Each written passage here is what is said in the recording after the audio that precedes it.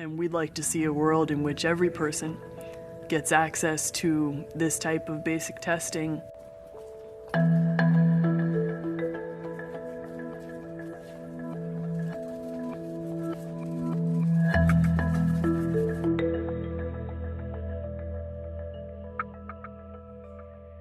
Elizabeth Holmes had a vision that turned her into a billionaire, that she could create a machine that she called the Edison that could detect hundreds of diseases with just a few drops of blood. The pitch convinced some very important people.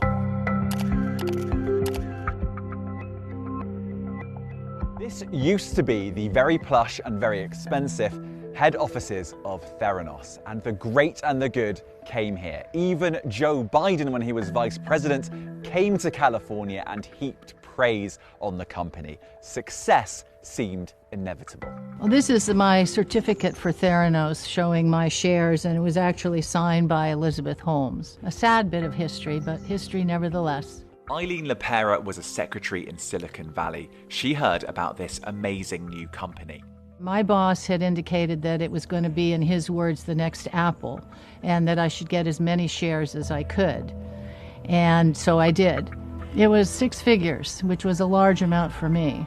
Theranos went bankrupt following a series of reports in the Wall Street Journal questioning the accuracy of its tests as well as its business practices. What Eileen didn't know was that the dream Elizabeth Holmes was selling was a nightmare. The technology didn't work, but investors like Eileen had no idea. Elizabeth was in stealth mode, so that we had no idea whether it was going well or was on the brink of collapse. The retail giant Walgreens had a contract with Theranos to diagnose patients with its machines.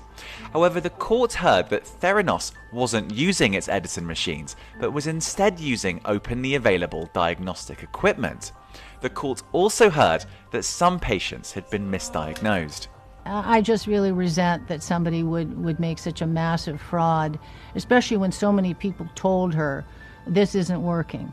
Elizabeth Holmes has argued at trial that she had always attempted to create a genuine product that worked, and that she never intended to commit fraud. What happened behind those closed doors has led to a lot of introspection here in Silicon Valley. But there's still a culture of faking it till you make it here, and until that changes, people worry that what happened in Theranos could happen again.